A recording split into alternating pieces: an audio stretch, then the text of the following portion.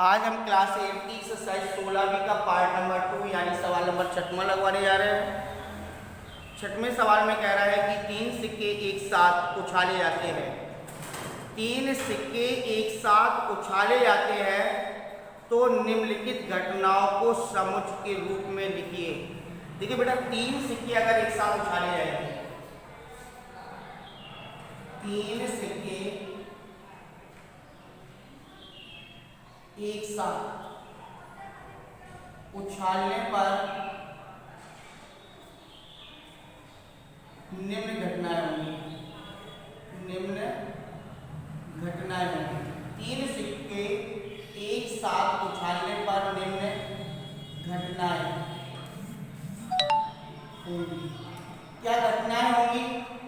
या तो तीनों सिक्के हेड हो सकते हैं, एच एच एच, या एच टी एच हो सकता है, या टी एच एच हो सकता है, या एच एच टी हो सकता है। ठीक है, या फिर टी टी एच हो सकता है, या टी एच टी हो सकता है, या फिर एच टी टी हो सकता है, या फिर हमारे तीनों सिक्के टी टी टी हो सकते हैं। ये घटना हो सकती है। अगर 3 सिक्कों को एक साथ उछाला जाए, या तो तीनों हेड होंगे, या 2 हेड एक टेल होगा, एच टी एच होगा, टी एच एच हो सकता है, एच एच टी हो सकता है, टी टी एच हो सकता है, टी एच टी हो सकता है, एच टी टी हो सकता है, या टी टी टी हो सकता है। 1 2 3 4 5 6 7 और 8 घटनाएं कोई भी घटित हो सकती है 3 सिक्के को एक साथ उछालने पर। अब ये घटनाओं में से पहला प्रश्न है, कह रहा है कि कोई चित्त प्रकट नहीं होता है। कोई चित्त प्रकट नहीं होता है। कोई चित्त प्रकट नहीं होता है। और जब कोई चित्र प्रकट नहीं होता है तो तीनों के सिक्के कैसे हैं? टी टी टी, तीनों टैग टैग टैग है, नहीं है, कोई भी सिक्का है नहीं। दूसरी घटना, केवल एक चित्र प्रकट होता है। केवल एक चित्र, केवल एक चित्र प्रकट होता है। और केवल एक चित्र प्रकट होता है तो आपकी घटना हो जाएगी एच एच ए। एक चित्र प्रकट हो रहा है, T T H, T H T, या एच टी टी, ये स्थिति आ सकती है अगर केवल एक चित्र प्रकट हो रहा है। नंबर 2, केवल 2, कम से कम 2 चित्र प्रकट होते हैं। कम से कम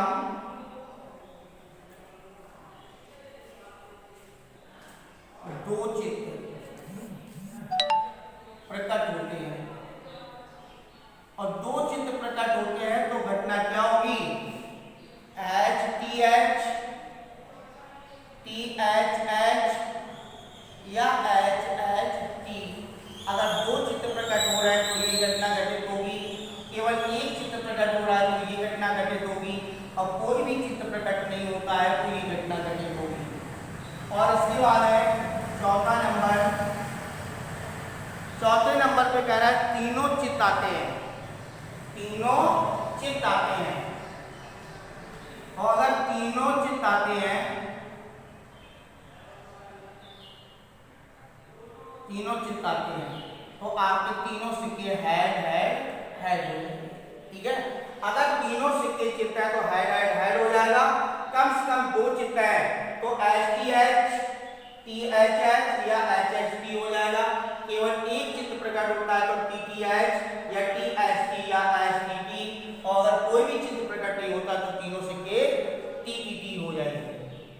तो इस प्रकार से हम सवाल नंबर 6 को लगाएंगे।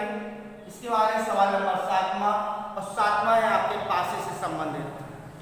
2 पासों को एक साथ फेंकने पर दोनों पर सम अंकों के ऊपर आने की घटना का समुच्चय ज्ञात कीजिए।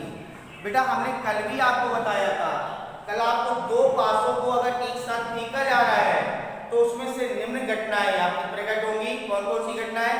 1 1 1 2 1 3 1 4 1 5 1 6 2 1 2 2 2 3 2 4 2 5 2 6 3 1 3 2 3 3 3 4 3 5 3 6 4 1 4 2 4 3 4 4 4 5 4 6 5 1 5 2 5 3 5 4 5 5 5 6 6 1 6 2 6 3 6 4 6 5 और 6 6। ये आपकी टोटल 36 घटनाएं। दो पासों को अगर एक साथ फेंका जाएगा तो कुल निम्न घटनाएं जो होंगी वो 36 घटनाएं की। कल भी हमने आपको 36 घटनाएं बताई थी। उन 36 घटनाओं में से दो पासों को एक साथ फेंकने पर दोनों पर सम अंकों के ऊपर आने की घटना का समुच्चय लिखना है। दो पासों को एक साथ फेंकने पर दोनों पर सम संख्या आने का समुच्चय बताना है। आने का समुच्चय तो अगर दोनों पर आ रहा है तो पहले तो 2 और 2 आ जाएगा, 2 4 आ जाएगा, 2 6 आ जाएगा, फिर 4 2 4 4 4 6 6 2 6 4 और 6 6। ये दोनों के दोनों अंक जो आपके हैं वो कैसे हैं? सम अंक है। एक एक आपका विषम हो जाएगा, 1 2 एक सम हो जाएगा, विषम हो जाएगा। तो यहाँ पर ये लिखिए हमें दोनों अंक सम चाहिए, तो दोनों अंक सम जो है उनके समुच्चय की घटना जो है वो 2 2 2 4 2 6 2 4 2 4 4 4 6 6 2 6 4 6 6। ये दोनों के दोनों अंक दोनों पासों के सम अंक है। फिर इसके बाद सवाल नंबर 8वें सवाल में कह रहा है कि दो पासों को एक साथ फेंकने पर दोनों पर विषम अंकों के ऊपर आने की घटना का समुच्चय। जैसे यहाँ पर सम अंकों की आने की घटना का समुच्चय है, ऐसी दोनों पर विषम अंकों के आने का समुच्चय बनाना है। दो पासों को एक साथ फेंकने पर दोनों पर विषम अंक आने का समुच्चय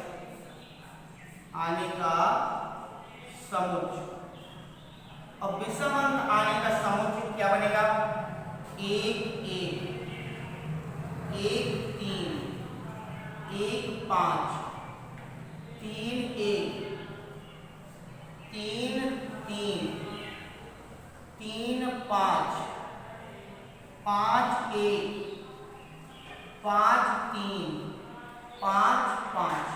तो दोनों पासे अगर विषम आ रहे हैं तो ये घटना हो जाएगी 1 1 1 3 1 5 3 1 3 3 3 6 5 1 5 3 5 5। इसके अलावा जो अन्य घटनाएं हैं उनमें या तो दोनों पासे सम होंगे या एक पासा सम होगा तो एक पासा विषम होगा। लेकिन दोनों पासे जो है अगर विषम आने की घटना का समुच्चय बनाना है तो यहाँ पर आप इस समुच्चय ये हो सकते हैं 1 1 1 3 1 5 3 1 3 3 3 5 5 1 और 5 3 5 5। तो इसके बाद अगला सवाल है, दो पासों को एक साथ फेंकने पर अंकों का योग अभाज्य संख्या होने का समुच्चय बनाना है। 9वां सवाल है, दो पासों को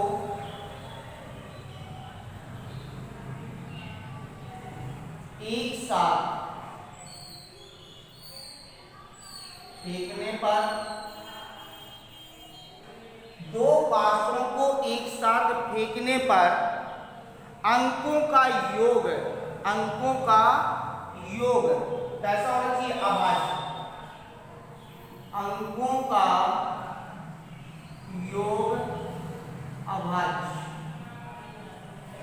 अभाज्य, आने का समुच्चय, आने का समुच्चय। तो दोनों अंकों को जब हम जोड़ें तो जोड़ने पर संख्या कैसी हो? अभाज्य हो। तो जैसे 1 और 1, 1 और 1 कितना हो गया? 2, 2 अभाज्य है। 1 और 2, 3 अभाज्य है। 1 और 3 जोड़ोगे 4 हो जाएगा। 1 और 4 जोड़ोगे 5 हो जाएगा। तो 4, 1 और 4, 5 अभाज्य हो गए। और फिर इसके बाद बचा 1 और 5, 6 हो रहा है। 6 अभाज्य नहीं है, भाज्य है। और 1 और 6 आपका 7 हो जाएगा। तो ये भी आपका अभाज्य हो जाएगा। फिर इसके बाद 2, 1, 2, 3, 2, 4 नहीं आएगा।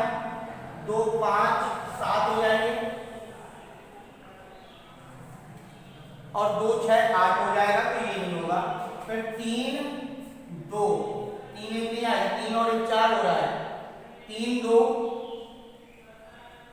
फिर इसके बाद 3, 3 नहीं आएगा। 3, 4 आ जाएगा।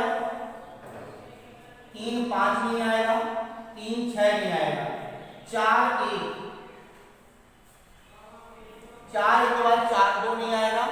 4 और 3 7, 4, 4 नहीं आएगा। 4, 5 नहीं आएगा। 4, 6 नहीं आएगा। फिर इसके बाद है 5, 2, 5 3 नहीं आएगा। 5, 4 नहीं आएगा। 5, 5 नहीं आएगा। 5 और 6 11, 11 नहीं अभाज्य। फिर इसके बाद 6, 1,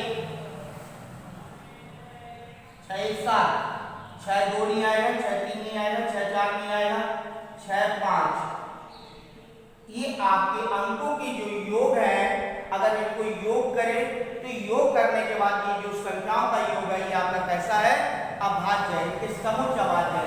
1 1 1 3 1 4 1 6 2 1 2 3 2 5 2 3 3 2 3 4 5 1 6 3 4 3 5 2 5 6 6 1 और 6 5, ये अंकों का जो योग है ये आपका अभाज्य है।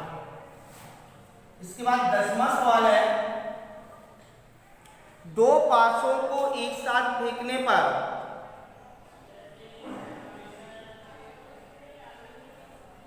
यहां पर 7वां था, दो पासों को एक साथ फेंकने पर दोनों पर सम अंकों के ऊपर आने की घटना।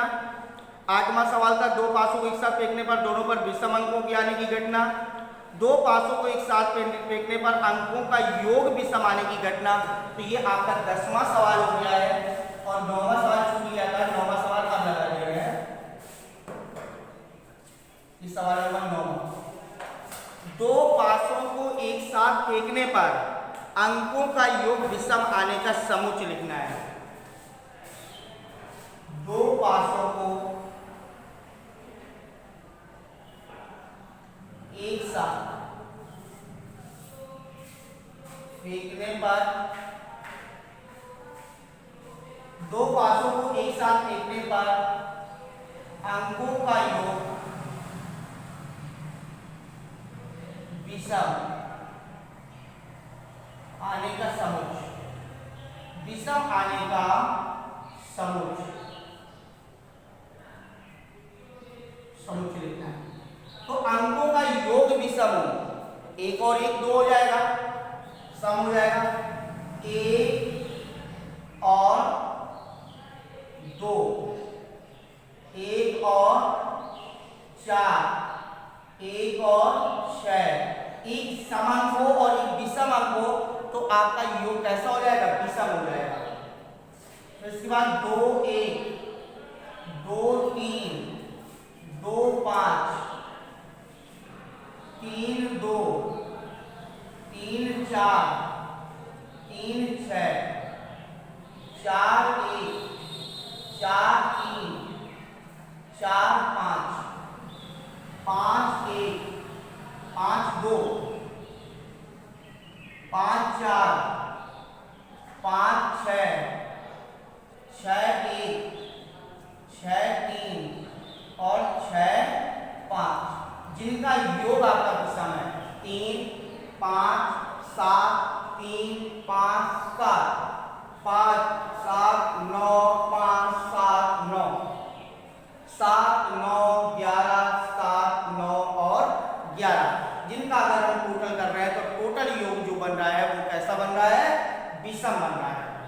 फिर इसके बाद सवाल नंबर आपका 10वां है, अंतिम सवाल है। 10वां हो गया, 11वां सवाल, अंतिम सवाल है 11वां। 11वें सवाल में कह रहा है एक लॉटरी में 100 इनाम है जबकि उनके 1 लाख टिकट बिके हुए हैं। इस लॉटरी में टिकट खरीदने वाले व्यक्ति को इनाम जीतने की संभावना बतानी है। तो इनाम जीतने की संभावना यहाँ पर NS बराबर 1 लाख है, कुल टिकट इकाई इकाई सैकड़ा हजार 10 लाख 10 लाख की 0 ज्यादा हो गई, 1 लाख हो गए। NS बराबर और इनामों की संख्या जो है वो आपकी 100 है, NE बराबर 100 है। तो यहाँ पर इनाम जीतने की संभावना मतलब प्रायिकता से संबंधित है, तो PT बराबर NE बटे NS। यहाँ पर हो जाएगा 100 बटे 1 लाख, 2 जीरो से 2 जीरो कैंसिल कर दो, बराबर 1 बटे 1000। एक इनाम जो है वो 1000 व्यक्तियों पर एक इनाम जीतने की संभावना है। हर एक व्यक्ति को 1000 व्यक्तियों से फाइट करनी पड़ेगी इनाम जीतने के लिए। या हम इसको डायरेक्ट लगा सकते हैं कि 1 लाख व्यक्तियों में इनाम जीतने की संभावना है 100, तो एक व्यक्ति को इनाम जीतने की संभावना हो जाएगी 100 बटे 1 लाख बराबर 1 बटे 1000। तो यानी कि हर 1000 व्यक्ति में एक व्यक्ति को इनाम मिल सकता है।